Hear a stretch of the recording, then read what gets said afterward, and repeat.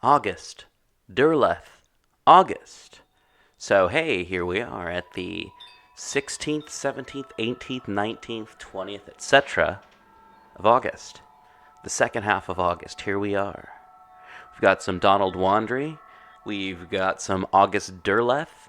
And do you know something that August Derleth published for Arkham House back in the day? Camilla. Andrew Grace and some other folks talking about Camilla in the future coming up on the show, and also going to be doing another one of our writer talks where we talk to writer Zach Ferguson again. You might remember him from an episode of People's Guide to the Cthulhu Mythos where he talks about Fritz Lang, and another one he talked about Ramsey Campbell way back when, and we've had him on here and there. And anyway, Zach will be joining us later this month. And thank you again for listening to Black Clock Audio Tales. I'm your host, DB Spitzer.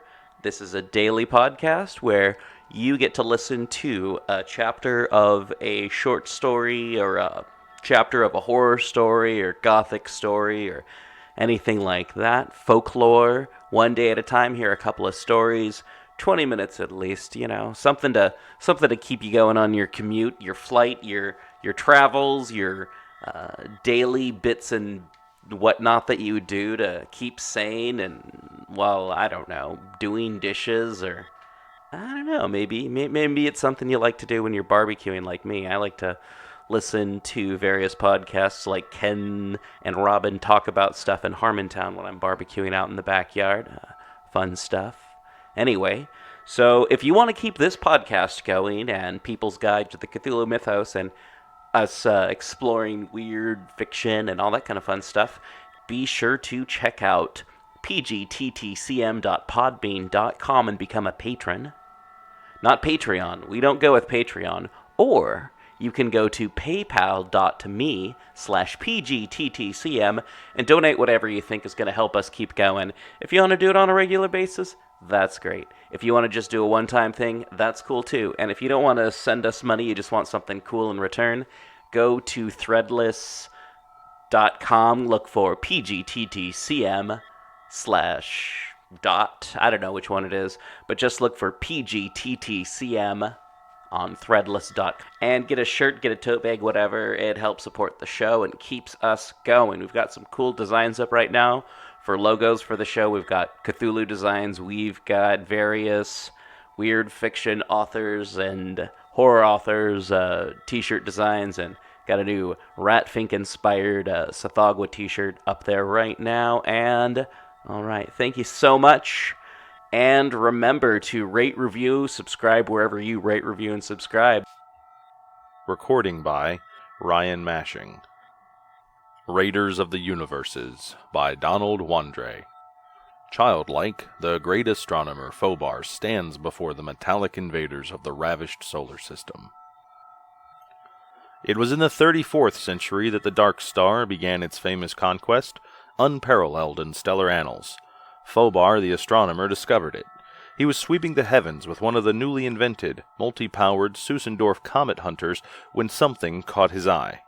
A new star of great brilliance in the foreground of the constellation Hercules. For the rest of the night he cast aside all his plans and concentrated on the one star.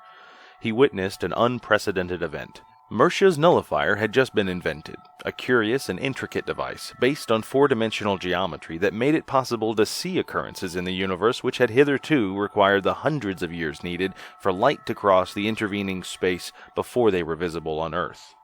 By a hasty calculation, with the aid of this invention, Fobar found that the new star was about 3,000 light-years distant, and that it was hurtling backward into space at the rate of 1,200 miles per second. The remarkable feature of his discovery was this appearance of a fourth-magnitude star where none had been known to exist. Perhaps it had come into existence this very night. On the succeeding night, he was given a greater surprise.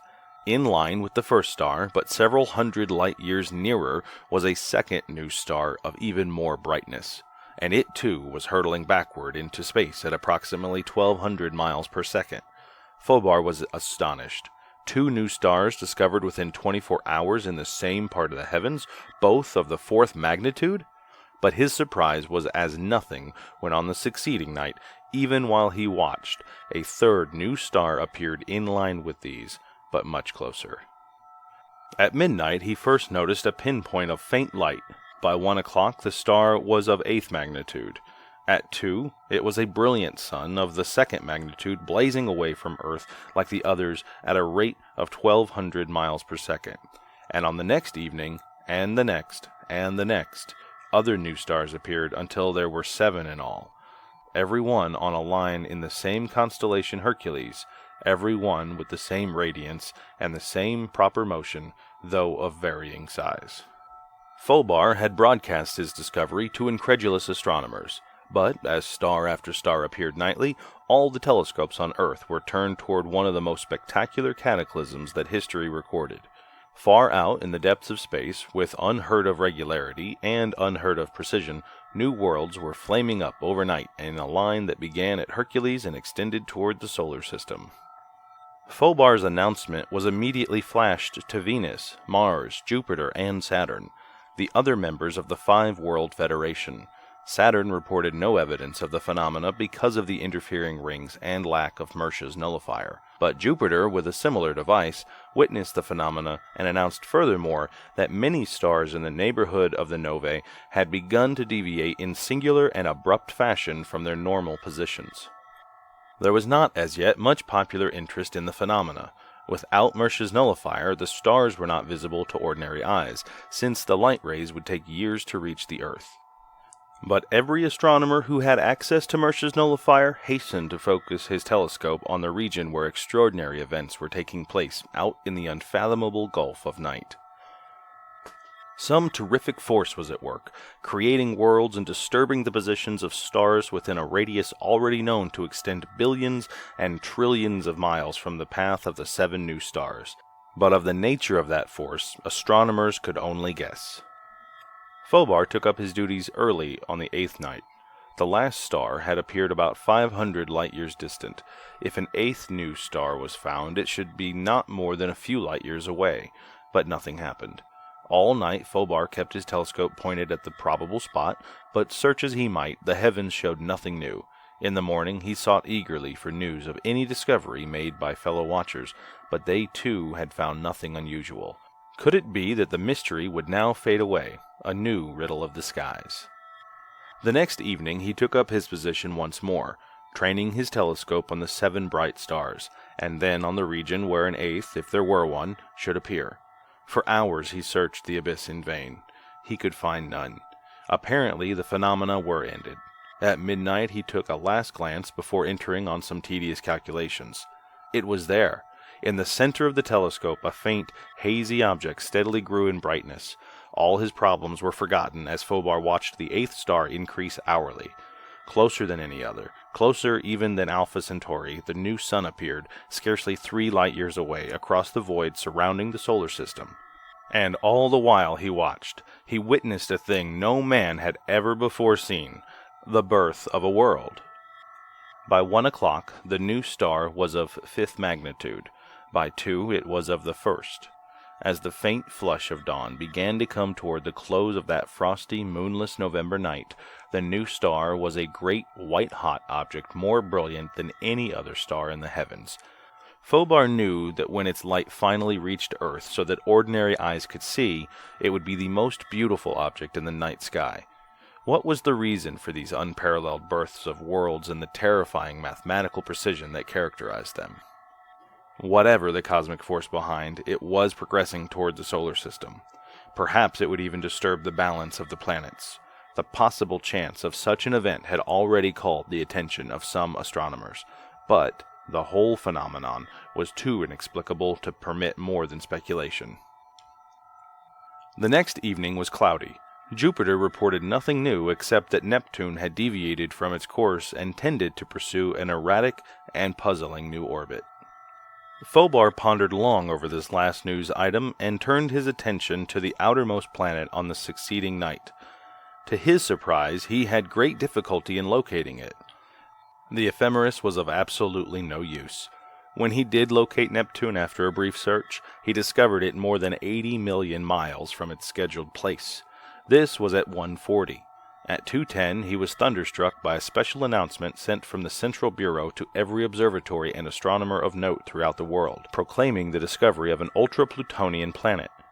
Phobar was incredulous. For centuries it had been proved that no planet beyond Pluto could possibly exist. With feverish haste, Phobar ran to the huge telescope and rapidly focused it where the new planet should be. 500 million miles beyond Neptune was a flaming path like the beam of a giant searchlight that extended exactly to the 8th solar planet. Phobar gasped. He could hardly credit the testimony of his eyes. He looked more closely.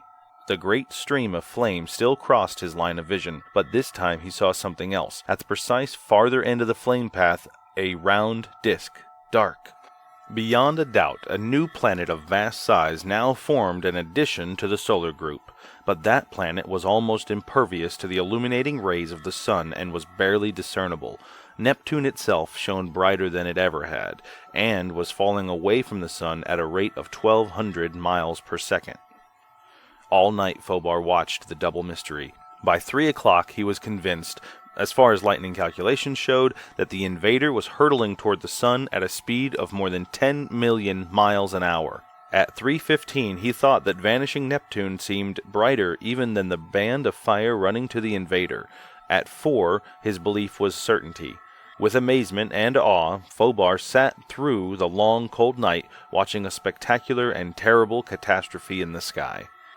As dawn began to break and the stars grew paler, Phobar turned away from his telescope, his brain awhirl, his heart filled with a great fear. He had witnessed the devastation of a world, the ruin of a member of his own planetary system by an invader from outer space. As dawn cut short his observations, he knew at last the cause of Neptune's brightness, knew that it was now a white-hot flaming sun that sped with increased rapidity away from the solar system. Somehow the terrible swath of fire that flowed from the dark star to Neptune had wrenched it out of its orbit and made of it a molten inferno. At dawn came another bulletin from the Central Bureau. Neptune had a surface temperature of 3,000 degrees centigrade, was defying all laws of celestial mechanics, and within 3 days would have left the solar system forever. The results of such a disaster were unpredictable. The entire solar system was likely to break up. Already Uranus and Jupiter had deviated from their orbits. Unless something speedily occurred to check the onrush of the dark star, it was prophesied that the laws governing the planetary system would run to a new balance, and that in the ensuing chaos the whole group would spread apart and fall toward the gulfs beyond the great surrounding void. What was the nature of the great path of fire? What force did it represent? And was the dark star controlled by intelligence, or was it a blind wanderer from space that had come by accident? The flame path alone implied that the dark star was guided by an intelligence that possessed the secret of inconceivable power. Menace hung in the sky now, where all eyes could see in a great arc of fire. The world was on the brink of eternity, and vast forces at whose nature men could only guess were sweeping planets and suns out of its path. The following night was again cold and clear. High in the heavens, where Neptune should have been, hung a disk of enormously greater size. Neptune itself was almost invisible, hundreds of millions of miles beyond its scheduled position. As nearly as Phobar could estimate, not 1/100th of the sun's rays were reflected from the surface of the dark star, a proportion far below those for the other planets. Phobar had a better view of the flame path, and it was with growing awe that he watched that strange swath in the sky during the dead of night. It shot out from the dark star like a colossal beam or huge pillar of fire seeking a food of worlds. With a shiver of cold fear, he saw that there were now 3 of the bands, one toward Neptune, one toward Saturn, and one toward the sun. The first was fading, a milky, misty white. The second shone almost as bright as the first one previously had, and the third, toward the sun, was a dazzling stream of orange radiance, burning with a steady, terrible, unbelievable intensity across 2.5 billions of miles of space. That gigantic flare was the most brilliant sight in the whole night sky, an awful and abysmally prophetic flame that made city streets black with staring people, a radiance whose grandeur and terrific implications of cosmic power brought beauty and the fear of doom into the heavens. Those paths could not be explained by all the physicists and all the astronomers in the 5-World Federation. They possessed the properties of light, but they were rigid bands like a tube or a solid pillar from which only the faintest of rays escaped, and they completely shut off the heavens behind them. They had, moreover, singular properties which could not be described, as if a new force were embodied in them. Hour after hour, humanity watched the spectacular progress of the Dark Star, watched those mysteries and threatening paths of light that flowed from the invader. When dawn came, it brought only a great fear and the oppression of impending disaster. In the early morning, Fobar slept. When he awoke, he felt refreshed and decided to take a short walk in the familiar and peaceful light of day. He never took that walk. He opened the door in a kind of dim and reddish twilight. Not a cloud hung in the sky, but the sun shone feebly with a dull red glow, and the skies were dull and somber, as if the sun were dying as scientists had predicted it eventually would. Fobar stared at the dull heavens in a daze, at the foreboding atmosphere and the livid sun that burned faintly as through a smoke curtain. Then the truth flashed on him. It was the terrible path of fire from the Dark Star. By what means he could not guess, by what appalling control of immense and inconceivable forces he could not even imagine, the Dark Star was sucking light, and perhaps more than light, from the sun. Fobar turned and shut the door. The world had seen its last dawn. If the purpose of the Dark Star was destruction, none of the planets could offer much opposition, for no weapon of theirs was effective beyond a few thousand miles range at most, and the Dark Star could span millions. If the invader passed on, its havoc would be only a trifle smaller, for it had already destroyed 2 members of the solar system and was now striking at its most vital part. Without the sun, life would die. But even with the sun, the planets must rearrange themselves because of the destruction of balance. Even he could hardly grasp the vast and abysmal catastrophe that, without warning, had swept from space. How could the Dark Star have traversed 3,000 light-years of space in a week's time? It was unthinkable. So stupendous a control of power. So gigantic a manipulation of cosmic forces. So annihilating a possession of the greatest secrets of the universe was an unheard-of concentration of energy and knowledge of stellar mechanics. But the evidence of his own eyes and the path of the Dark Star with flaming suns to mark its progress told him in language which could not be refuted that the Dark Star possessed all that immeasurable, titanic knowledge. It was the Lord of the universe. There was nothing which the Dark Star could not crush or conquer or change. The thought of that immense, supreme power numbed his mind. It opened vistas of a civilization and a progress, and an unparalleled mastery of all knowledge which was almost beyond conception. Already the news had raced across the world. On Fobar's television screen flashed scenes of nightmare. The radio spewed a gibberish of terror. In one day, panic had swept the earth. On the remaining members of the 5 World Federation, the same story was repeated. Rioting mobs drowned out the chant of religious fanatics who hailed Judgment Day. Great fires turned the air murky and flame-shot. Machine guns spat regularly into city streets. Looting, murder, and fear-crazed crimes were universal. Civilization had completely vanished overnight. The tides roared higher than they ever had before. For every 1,000 people drowned on the American seaboards, 100,000 perished in China and India. Dead volcanoes boomed into the worst eruptions known. Half of Japan sank during the most violent earthquake in history. Land rocked, the seas boiled, cyclones howled out of the skies. 1 billion eyes focused on Mecca. The mad beating of tom-toms rolled across all Africa. Women and children were trampled to death by the crowds that jammed into churches. "Has man lived in vain?" asked the philosopher. "The world is doomed. There is no escape," said the scientist. "The day of reckoning has come. The wrath of God is upon us," shouted the street preachers.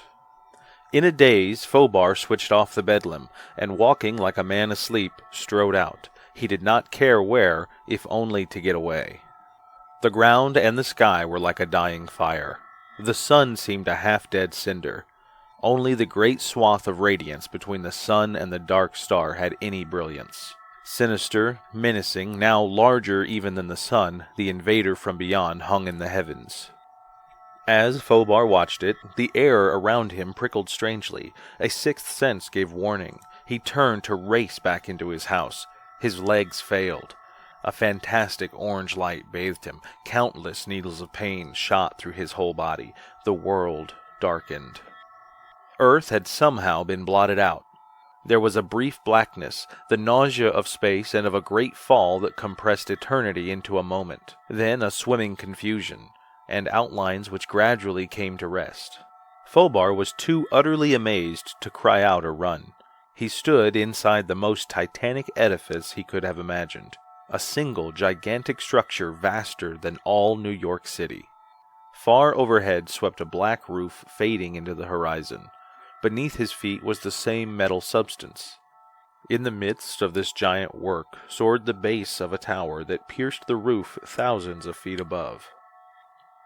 Everywhere loomed machines, enormous dynamos, cathode tubes 100 feet long, masses and mountains of such fantastic apparatus as he had never encountered. The air was bluish, electric. From the black substance came a phosphorescent radiance. The triumphant drone of motors and a terrific crackle of electricity were everywhere. Off to his right, purple-blue flames the size of sequoia trees flickered around a group of what looked like condensers as huge as Gibraltar. At the base of the central tower, half a mile distant, Fobar could see something that resembled a great switchboard studded with silver controls. Near it was a series of mechanisms at whose purpose he could not even guess. All this his astounded eyes took in at one confused glance. The thing that gave him unreasoning terror was the 100-foot-high metal monster before him. It defied description. It was unlike any color known on Earth, a blinding color, sinister with power and evil. Its shape was equally ambiguous. It rippled like quicksilver, now compact, now spread out in 1,000 limbs. But what appalled Fobar was its definite possession of rational life. More, its very thoughts were transmitted to him as clearly as though written in his own English. "Follow me." Fobar's mind did not function, but his legs moved regularly. In the grasp of this mental metal monster, he was a mere automaton. Fobar noticed idly that he had to step down from a flat disk a dozen yards across. By some power, some tremendous discovery that he could not understand, he had been transported across millions of miles of space, undoubtedly to the dark star itself. The colossal thing, indescribable, a blinding, nameless color, rippled down the hall and stood before a disk of silvery black. In the center of the disk was a metal seat with a control board nearby. "Be seated." Fobar sat down. The Titan flicked the controls, and nothing happened. Fobar sensed that something was radically wrong. He felt the surprise of his gigantic companion. He did not know it then, but the fate of the solar system hung on that incident. "Come." Abruptly the giant stooped, and Fobar shrank back, but a flowing mass of cold, insensate metal swept around him, lifted him 50 feet in the air. Dizzy, sick, horrified, he was hardly conscious of the whirlwind motion into which the giant suddenly shot. He had a dim impression of machines racing by, of countless other giants, of a sudden opening in the walls of the immense building, and then a rush across the surface of metal land. Even in his vertigo, he had enough curiosity to marvel that there was no vegetation, no water, only the dull black metal everywhere. Yet there was air. And then a city loomed before them. To Fobar it seemed a city of gods or giants. Fully 5 miles it soared toward space, its fantastic angles and arcs and cubes and pyramids mazing in the dimensions of a totally alien geometry. Tier by tier the stupendous city, hundreds of miles wide, mounted toward a central tower like the one in the building he had left. Fobar never knew how they got there, but his numbed mind was at last forced into clarity by a greater will. He stared about him. His captor had gone. He stood in a huge chamber circling to a dome far overhead. Before him, on a dais a full 1,000 feet in diameter, sat, rested, whatever it might be called, another monster, far larger than any he had yet seen, like a mountain of pliant thinking, living metal. And Fobar knew he stood in the presence of the ruler. The metal cyclopses surveyed him as Fobar might have surveyed an ant. Cold, deadly, dispassionate scrutiny came from something that might have been eyes, or a seeing intelligence locked in a metal body. There was no sound, but inwardly to Fobar's consciousness from the peak of the Titan far above him came a command. "What are you called?" Fobar opened his lips, but even before he spoke, he knew that the thing had understood his thought. Fobar. "I am Garborij, ruler of Zlarbti, the Lord of the Universes." Lord of the Universes? I and my world come from one of the universes beyond the reach of your telescopes. Fobar somehow felt that the thing was talking to him as he would to a newborn babe. "What do you want of me?" "Tell your Earth that I want the entire supply of your radium ores mined and placed above ground according to the instructions I give by 7 of your days hence." A dozen questions sprang to Fobar's lips. He felt again that he was being treated like a child. "Why do you want our radium ores?" "Because they are the rarest of the elements on your scale, are absent on ours, and supply us with some of the tremendous energy we need." "Why don't you obtain the ores from other worlds?" "We do. We are taking them from all worlds where they exist, but we need yours also." Raiders of the universe? Looting young worlds of the precious radium ores, piracy on a cosmic scale. And if Earth refuses your demand? For answer, Gaborij rippled to a wall of the room and pressed a button. The wall dissolved weirdly, mysteriously. A series of vast silver plates was revealed, and a battery of control levers.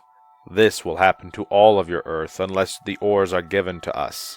The Titan closed a switch. On the first screen flashed the picture of a huge tower such as Fobar had seen in the Metal City. Gaborij adjusted a second control lever that was something like a rangefinder. He pressed a third lever, and from the tower leaped a surge of terrific energy. Like a bolt of lightning 1/4 of a mile broad, the giant closed another switch, and on the second plate flashed a picture of New York City. Then, waiting. Seconds, minutes drifted by. The atmosphere became tense, nerve-cracking. Fobar's eyes ached with the intensity of his stare. What would happen? Abruptly it came. A monstrous bolt of energy streaked from the skies. Purple-blue death in a pillar 1/4 of a mile broad crashed into the heart of New York City, swept up and down Manhattan, across and back, and suddenly vanished. In 15 seconds, only a molten hell of fused structures and incinerated millions of human beings remained of the world's first city. Fobar was crushed, appalled, then utter loathing for this soulless thing poured through him, if only. "It is useless. You can do nothing," answered the ruler, as though it had grasped his thought. "But why? If you could pick me off of the earth, do you not draw the radium ores in the same way?" Fobar demanded. "The orange ray picks up only loose, portable objects. We can and will transport the radium ores here by means of the ray after they have been mined and placed on platforms or disks. Why did you select me from all the millions of people on Earth?" "Solely because you were the first apparent scientist whom our Cosmotel chanced upon. It will be up to you to notify your Earth governments of our demand." "But afterwards," Fobar burst out loud, "what then?" "We will depart." "It will mean death to us. The solar system will be wrecked, with Neptune gone and Saturn following it." Gaborij made no answer. To that impassive, cold, inhuman thing, it did not matter if a nation or a whole world perished. Fobar had already seen with what deliberate calm it destroyed a city, merely to show him what power the lords of Zlarbti controlled.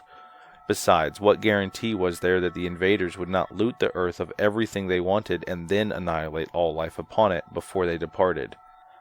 Yet Fobar knew he was helpless, knew that the men of Earth would be forced to do whatever was asked of them, and trust that the raiders would fulfill their promise. 2 hours remain for your stay here, came the ruler's dictum to interrupt his line of thought. For the first half of that period you will tell me of your world and answer whatever questions I may ask. During the rest of the interval I will explain some of the things you wish to learn about us.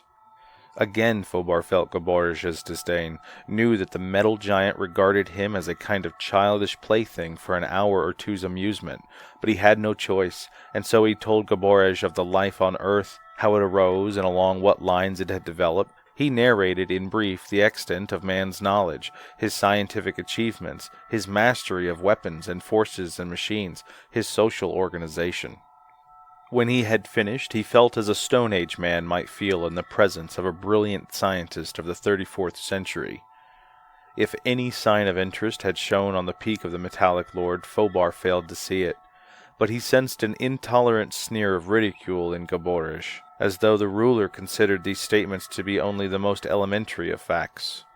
Then, for 3/4 of an hour, in the manner of one lecturing an ignorant pupil, the giant crowded its thought pictures into Fobar's mind, so that finally he understood a little of the raiders and of the sudden terror that had flamed from the abysses into the solar system. The universe of matter that you know is only one of countless universes which comprise the cosmos, began Gaborish.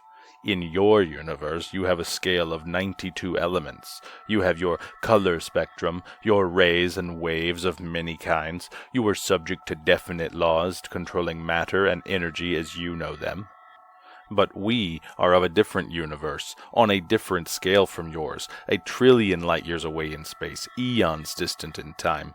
The natural laws which govern us differ from those controlling you. In our universe, you would be hopelessly lost, completely helpless, unless you possessed the knowledge that your people will not attain even in millions of years. But we, who are so much older and greater than you, have for so long studied the nature of the other universes that we can enter and leave them at will, taking what we wish, doing as we wish, creating or destroying worlds whenever the need arises, coming and hurtling away when we choose. There is no vegetable life in our universe. There is only the scale of elements ranging from 842 to 966 on the extension of your own scale. At this high range, metals of complex kinds exist. There is none of what you call water, no vegetable world, no animal kingdom. Instead, there are energies, forces, rays, and waves, which are food to us and which nourish our life stream just as pigs, potatoes, and bread are food to you. Trillions of years ago in your time calculation, but only a few dozen centuries ago in ours, life arose on the giant world Kijptan. In our universe, it was life, our life, the life of my people and myself.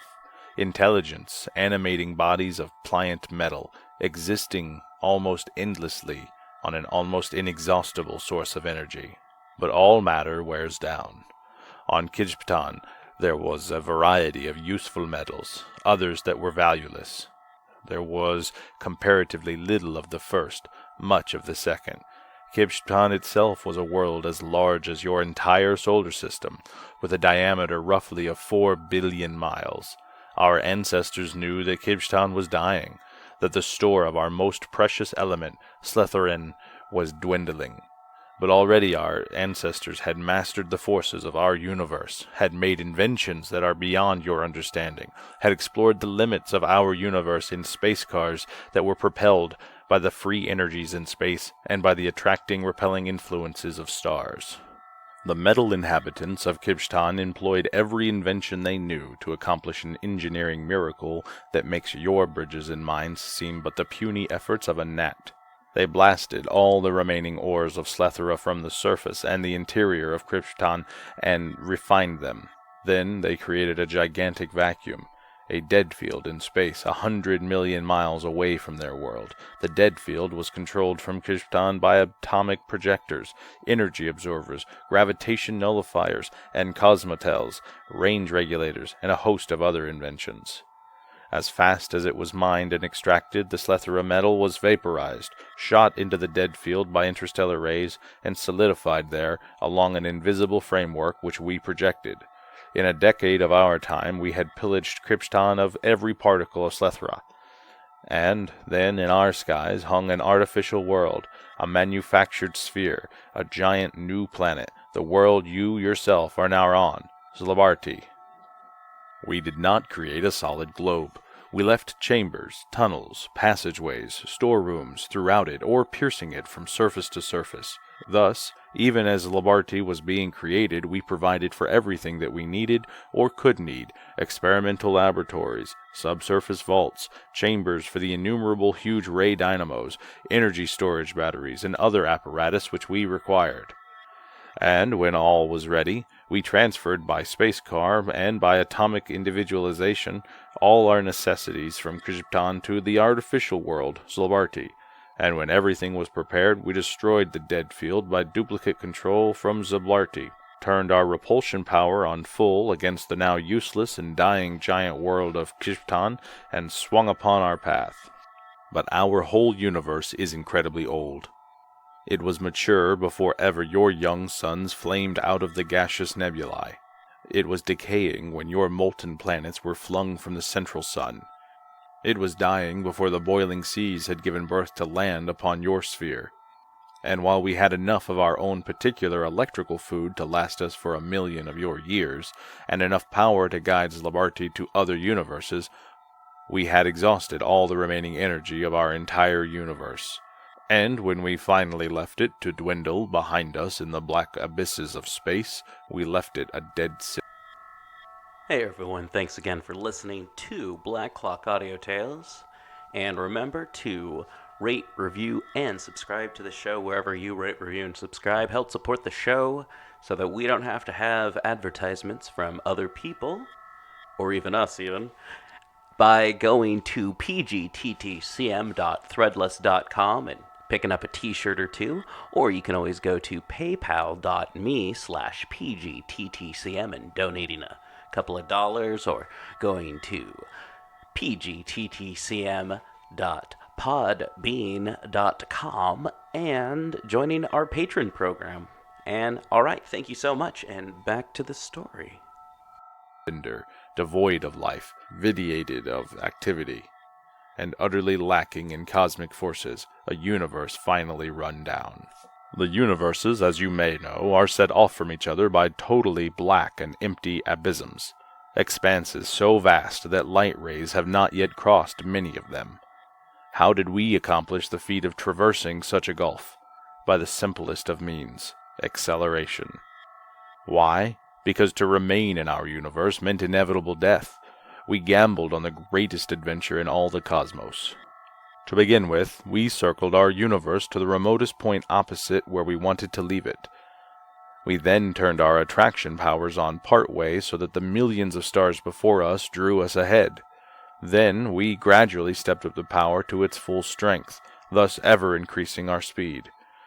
At the same time as stars passed to our rear in our flight, we turned our repulsion rays against them, stepping that power up also. Our initial speed was 24 miles per second. Midday in our universe, we had reached the speed of your light, 186,000 miles per second. By the time we left our universe, we were hurtling at a speed which we estimated to be 1.6 billion miles per second. Yet even at that tremendous speed, it took us years to cross from our universe to yours. If we had encountered even a planetoid at that enormous rate, we would probably have been annihilated in white-hot death. But we had planned well, and there are no superiors to our stellar mechanics, our astronomers, our scientists. When we finally hurtled from the black void into your universe, we found what we had only dared hope for: a young universe with many planets and cooling worlds rich in radium ores, the only element in your scale that can help to replenish our vanishing energy. Half your universe we have already deprived of its ores. Your Earth has more that we want. Then we shall continue on our way, to loot the rest of the worlds, before passing on to another universe. We are a planet without a universe. We will wander and pillage until we find a universe like the one we come from, or until Zlabarty itself disintegrates and we perish. We could easily wipe out all the dwellers on Earth and mine the ores ourselves, but that would be a needless waste of our powers. For since you cannot defy us, and since the desire for life burns as high in you as in us, and as it does in all sensate things in all universes, your people will save themselves from death and save us from wasting energy by mining the ores for us. What happens afterwards, we do not care. The 7 new suns that you saw were dead worlds that we used as buffers to slow down Zlabarti. The full strength of our repulsion force directed against any single world necessarily turns it into a liquid or gaseous state depending on various factors. Your planet Neptune was pulled out of the solar system by the attraction of Zlabarti's mass. The flame paths, as you call them, are directed streams of energy for different purposes. The one to the sun supplies us, for instance, with heat, light, and electricity, which in turn are stored for eventual use. The orange ray that you felt is one of our achievements. It is similar to the double-action pumps used in some of your sulfur mines, whereby a pipe is enclosed in a larger pipe, and hot water forced down through the larger tubing returns sulfur-laden through the central pipe. The orange ray instantaneously dissolves any portable object up to a certain size, propels it back to Zlabarti through its center, which is the reverse ray, and here reforms the object, just as you were recreated on the disk that you stood on when you regained consciousness. But I have not enough time to explain everything on Zlabarti to you, nor would you comprehend it all if I did. Your stay is almost up. In that one control panel lies all the power that we have mastered, boasted Gaborej with supreme egotism. It connects with the individual controls throughout Zlabarti. What is the purpose of some of the levers? Asked Fobar, with a desperate hope in his thoughts. A filament of metal whipped to the panel from the Lord of Zlabarti. This first section duplicates the control panel that you saw in the laboratory where you opened your eyes. Do not think that you can make use of this information. In 10 minutes you will be back on your Earth to deliver our command. Between now and that moment you will be so closely watched that you can do nothing and will have no opportunity to try. This first lever controls the attraction rays, the second the repulsion force. The third dial regulates the orange ray by which you will be returned to Earth.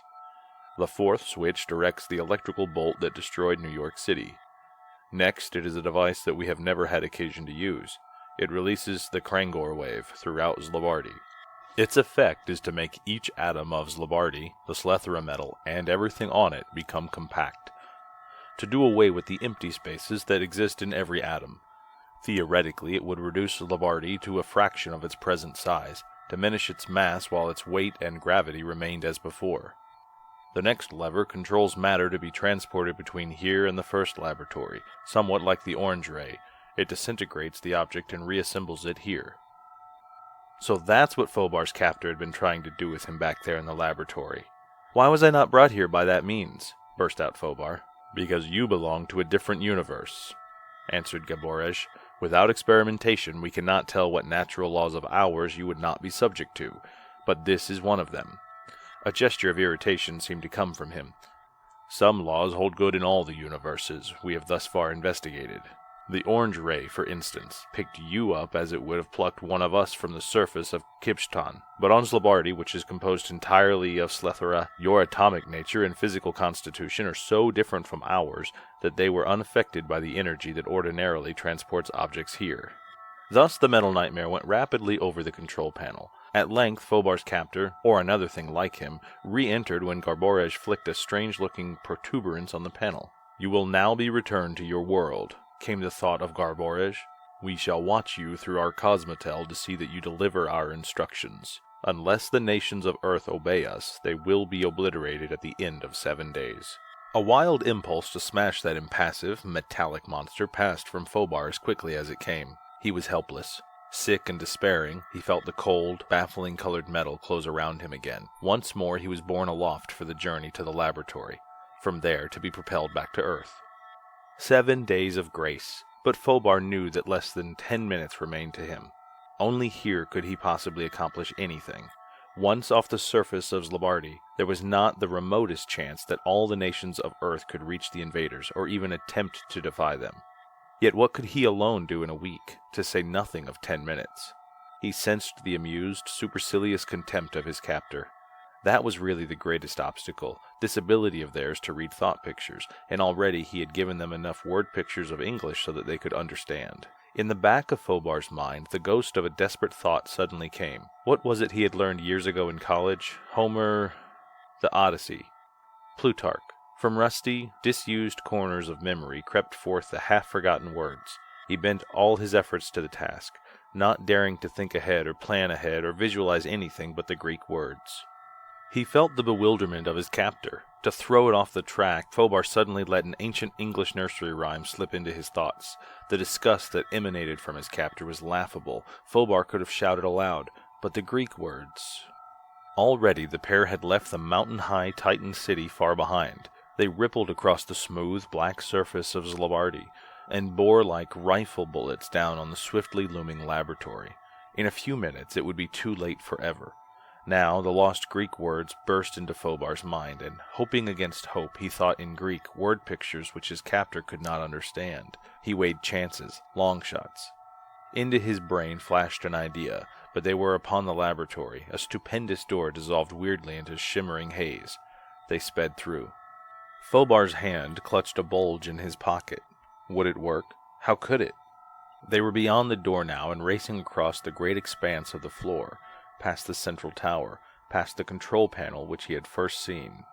And as if by magic, there leaped into Fobar's mind a clear-cut, vivid picture of violent oceans of energy crackling and streaking from the heavens to crash through the laboratory roof and barely miss striking his captor behind. Even as Fobar created the image of that terrific death, his captor whirled around in a lightning movement, a long arm of metal flicking outward at the same instant to drop Fobar to the ground. Like a flash, Fobar was on his feet. His hand whipped from his pocket, and with all his strength he flung a gleaming object straight toward the fifth lever on the control panel a dozen yards away. As a clumsy arrow would, his oversized bunch of keys twisted to their mark, clanked, and spread against the fifth control, which was the size regulator. As rapidly as Fobar's captor had spun around, it reversed again, having guessed the trick. A tentacle of pliant metal snaked toward Fobar like a streak of flame. But in those few seconds, a terrific holocaust had taken place. As Fobar's keys spattered against the fifth lever, there came an immediate, growing, strange high whine, and a sickening collapse of the very surface beneath them. Everywhere, outlines of objects wavered, changed, melted, shrank with a steady and nauseatingly swift motion. The roof of the laboratory high overhead plunged downward. The far distant wall swept inward, contracted, and the metal monsters themselves dwindled as though they were vast rubber figures from which air was hissing. Fobar sprang back as the tentacle whipped after him.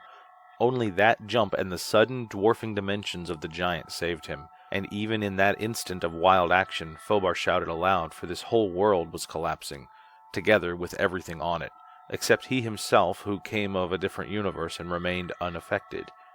It was the long shot he had gambled on, the one chance he had to strike a blow. All over the shrinking laboratory the monsters were rushing toward him.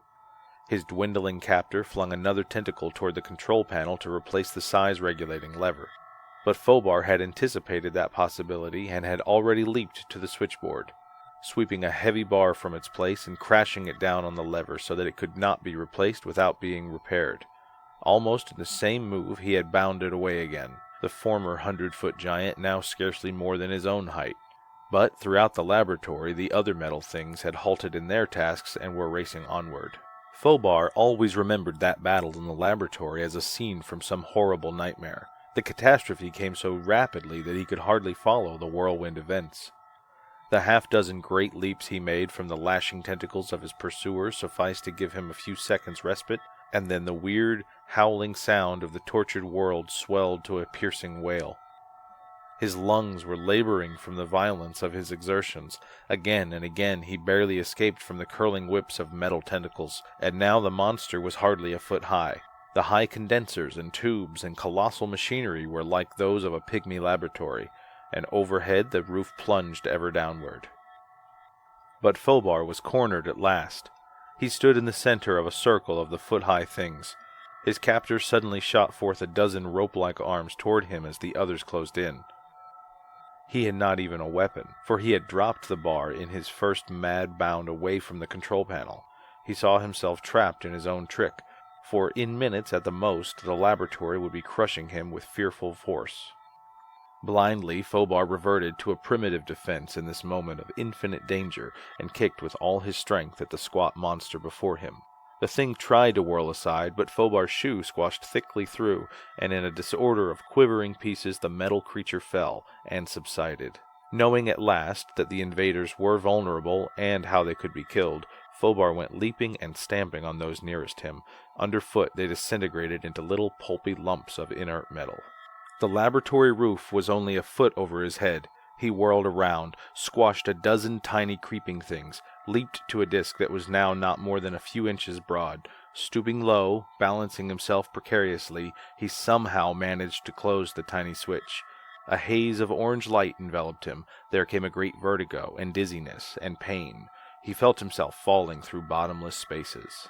So exhausted that he could scarcely move, Fobar blinked his eyes open to brilliant daylight in the chill of a November Indian summer noon. The sun shone radiant in the heavens. Off in the distance he heard a pandemonium of bells and whistles. Wearily he noticed that there were no flame paths in the sky. Staggering weakly, he made his way to the observatory, mounted the steps with tired limbs, and wobbled to the eyepiece of his telescope, which he had left focused on the dark star 2 hours before. Almost trembling, he peered through it. The dark star was gone. Somewhere, far out in the abysses of the universe, a runaway world plunged headlong at ever-mounting speed to uncharted regions under its double acceleration of attraction and repulsion. A sigh of contentment came from his lips as he sank into a heavy and profound sleep.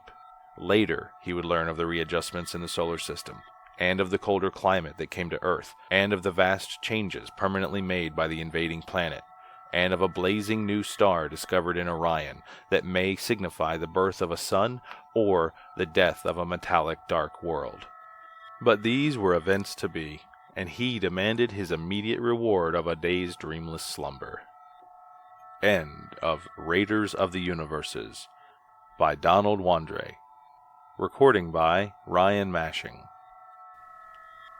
Thanks again for listening, everyone. I've been your host, DB Spitzer, and music by, well, me this time around. The chimes, that's like audio that I picked up in my backyard and just incorporated, and hey, and I like it. Anyway, yes, thank you for listening.